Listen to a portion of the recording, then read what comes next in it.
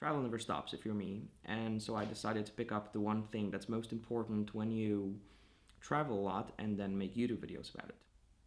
A hat.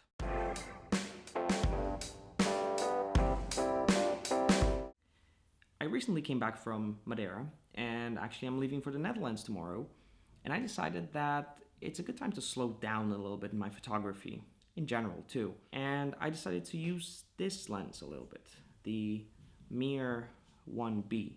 It's a lens that I owned for a couple of years now, but I haven't really given it much thought since acquiring it, and I thought that it's a good idea to revisit that lens now, especially since my relationship with the Helios 44-2 is uncertain. And if you don't know who I am, my name is Ben, and I'm a photographer and filmmaker, and I like to share my opinions on camera gear, the art of photography and filmmaking, as well as my travels and some random thoughts here on YouTube. If that's something that might interest you, you can consider subscribing to the channel. And now, without further ado, let's get to the Netherlands.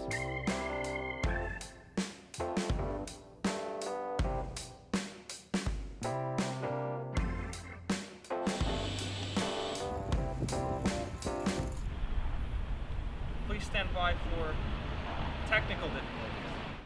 This is my bike. We are in the Netherlands visiting a friend in the not so sunny Eindhoven, and we're here for a total of 10 days. We have 10 days to see the Netherlands, and during that time I obviously want to show you the country, but I also want to talk a little bit about this, the Mir 1B. I already mentioned that lens. For those of you who don't know, this is an old Soviet lens, a 37mm f2.8, and I don't really know if it's known for anything because I haven't really done my research before this video, but if it's not known for anything, then it should be known for ridiculous flaring when you point it towards the sun. Even though I will be talking about this lens in this video, this is not a review. This is way more of a travel vlog with some camera gear content sprinkled in. So if you like that sort of thing, then just kick back, relax, and enjoy the randomness of this video.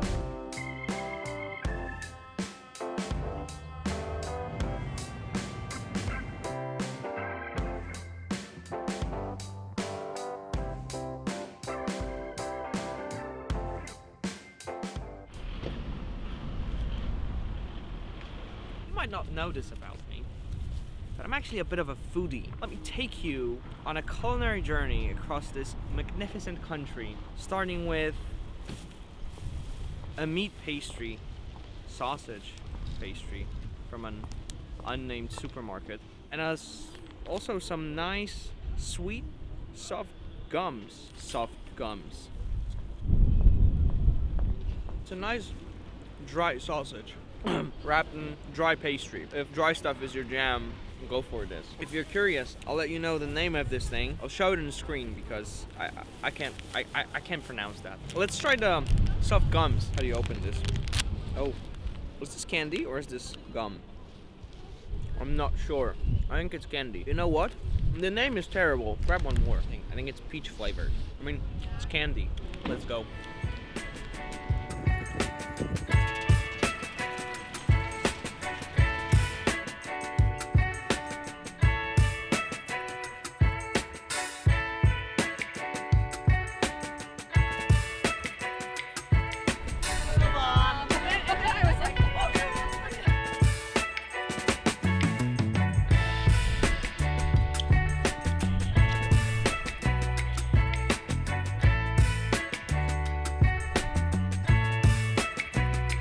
I've been told by a Dutch friend to go visit McDonald's and get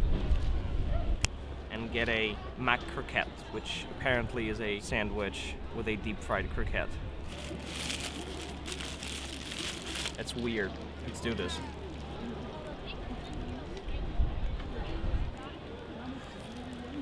I mean, is it cheese? Is it potato? Meat? Is it meat and potato and cheese? Deep fried, stuffed in bread with some mustard. I really don't know. We also got these snacks. The name doesn't reveal much. Upon inspection, it's deep fried stuff. Again, it's just more deep fried. Starting to sense a pattern here. It's just deep fried things. It's cheese. It's deep fried cheese.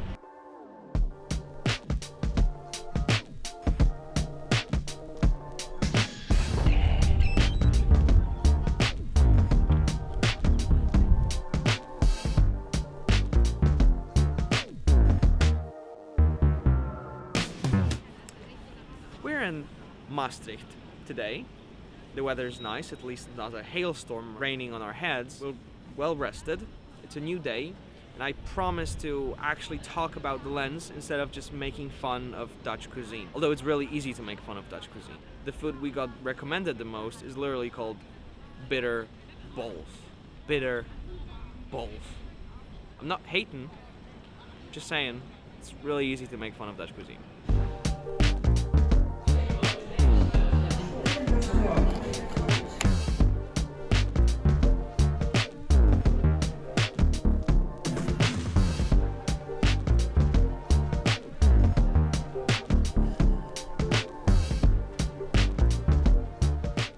We're on the banks of the beautiful river to perform a grand review of the Limburg pie, which is the reason why we came to Maastricht in the first place. I have a slice here with me. Let me show you. As you can see, it is a pie filled with something. I don't know what. I think it's cherries. Frankly, me going to places and then providing zero cultural insight is quickly becoming a theme. I can confirm it's cherries. What more do you want to know? I know I promised only nice camera-related content from now on. I lied. It's going to be just more randomness and chaos and Limburg pie.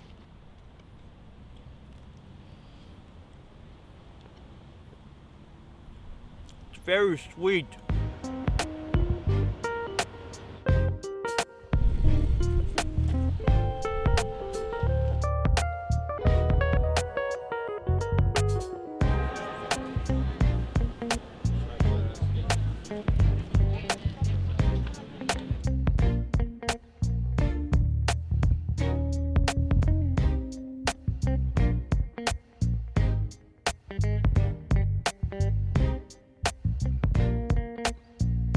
We were just in a cafe. That's in a bookstore. That's in a church. Cool.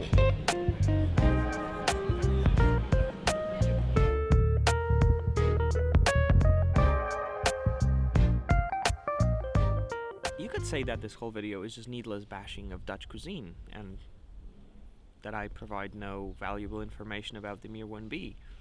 And you'd be right. The most important characteristic of the Mir 1B, as you've probably noticed by now, is its flaring. And the amount of flaring that this lens produces is just incredible. If you point it towards the sun, it's just, well, there's no image anymore, it's just flares. When you stop it down to f4, you get a way more usable image. But what I think is kind of sad about that is that the most interesting of those flares, you know, the circular rainbow-like flare, is gone. You need to shoot wide open to achieve that.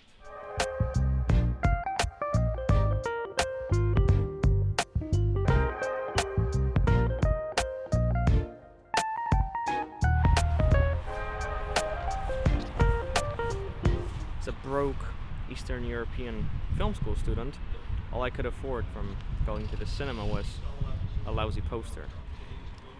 Oh, shit. Never mind. At least I can do that. Patron of my school.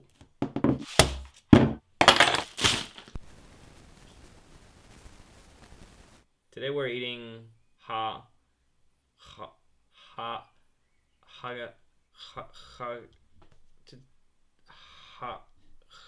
hagelslag. Today we're eating a Dutch breakfast delicacy consisting of chocolate sprinkles on buttered bread.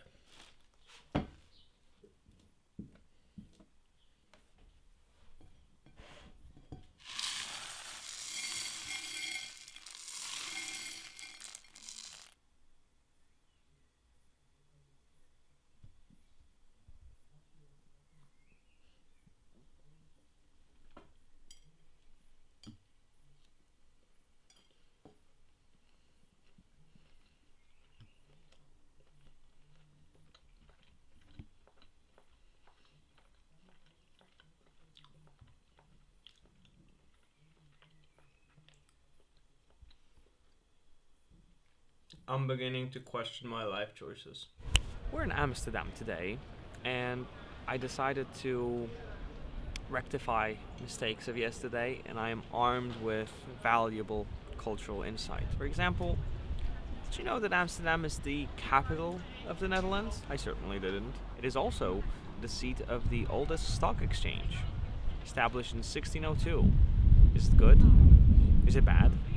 I'll wait for your comments. But coming back to the topic of the Mir 1B, which is supposed to be the topic of this video, we already discussed the flaring and how beautiful it can be, and I think you've seen enough examples of that. But today is a moderately cloudy day, and on a day like that, you don't really have the sun or bright sources of light that you can position behind your subject. So, in that case, what's the point of this lens?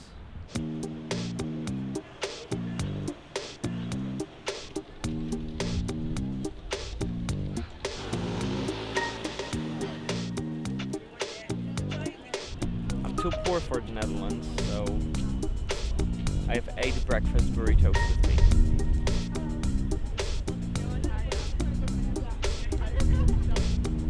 Tastes like regret. And salsa.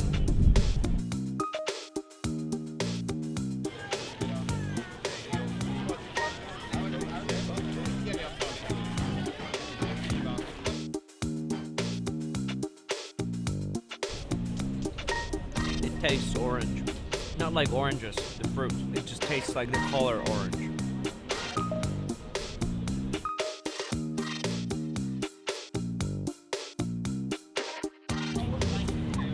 Historic residence of Dutch royalty. Dachshund burgers.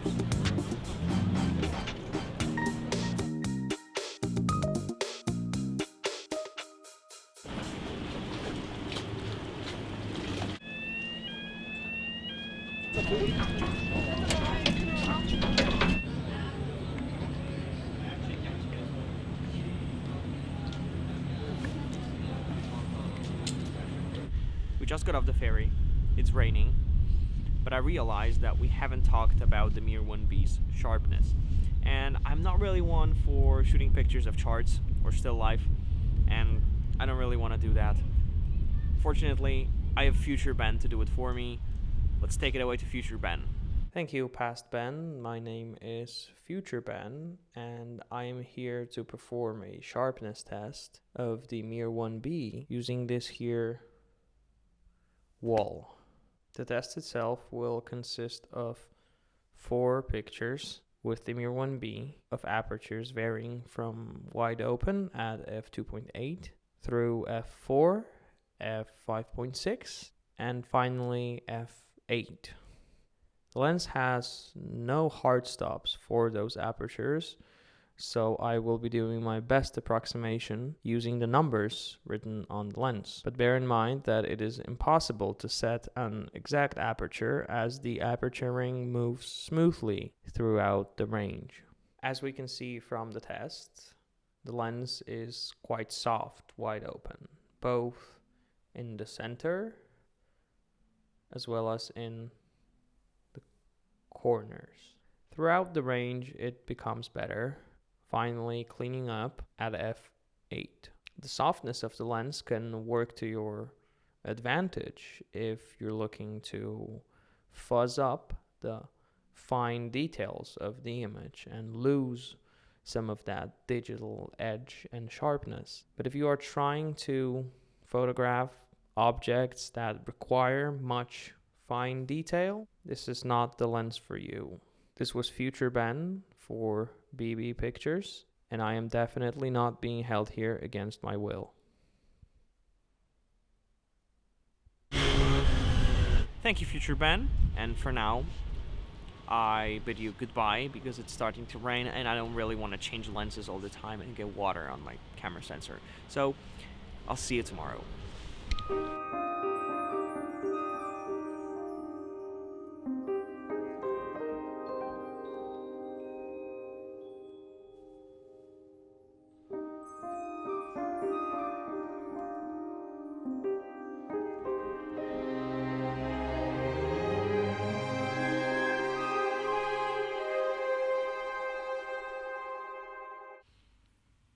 I have copious notes. My time in the Netherlands is coming to an end, and I thought that this is a wonderful opportunity to talk a little bit more about my experience with the Mir 1B. Let's start with the most obvious aspect, its size and dimensions. What I really like about most vintage lenses is that they're usually pretty small. They don't have an autofocus system, and this is no exception, although it is M42 mount, so you need to account for the weight and size of the adapter. The one that I have for Fujifilm is pretty bulky, but even with the adapter, the lens is quite nice and compact, and frankly you can barely feel it on your camera. The lens itself is f2.8, which I have no issue with. I don't feel like I need more in that sort of lens, but its aperture, it's also where my main problem with this lens starts. You see, we've discussed the flaring before. I really think that if you're buying this, you're buying it for the flares. The flaring itself is most visible wide open at f2.8, but also the lens is very soft at f2.8, and my problem with it is that I understand lenses usually don't perform at their best when they're wide open, but this is an f2.8 lens. It's not 1.8, 1.4, 1.2, where you could say that, yeah, sure, it's soft wide open, but it's a very wide aperture. This isn't a very wide aperture. This is 2.8. And so when you're trying to take photos with it, you're kind of trying to strike a balance between flares, which you obviously want, and which start disappearing if you stop it down even to f4, but also sharpness, because at f2.8, it's very, very soft and dreamlike, and you might not want that. Now, this might be just my copy. These are old lenses after all. Then I have no way to get another one and check it against that. But this lens, at least, again, my copy, is definitely extremely soft at f2.8. It's more visible in photo than video. In video, it's actually fine. It does lose that digital edge that people always want to lose when shooting on these very sharp digital cameras. And so this is mostly a problem for photography.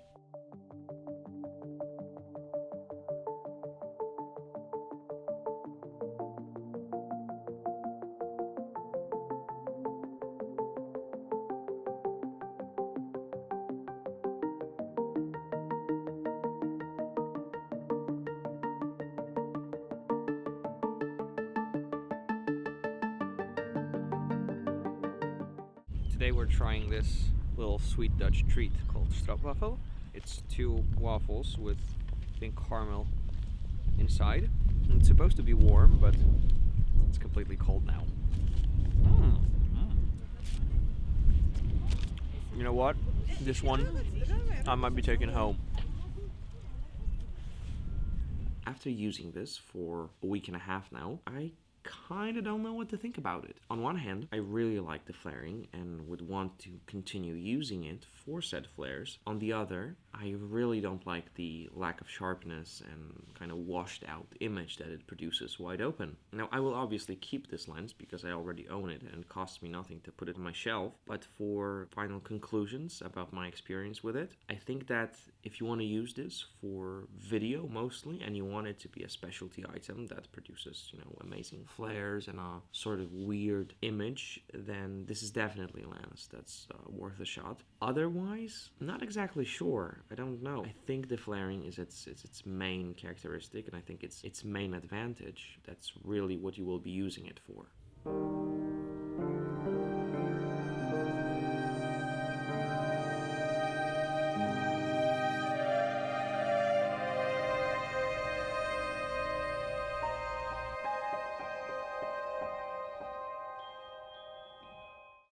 Start rolling.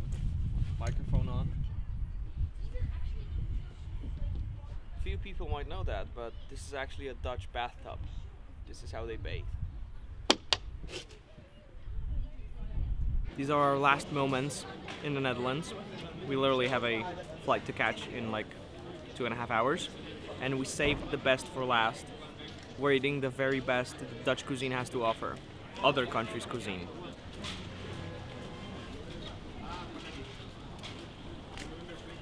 Today we're eating kapsalon, which is like a cheese kebab casserole.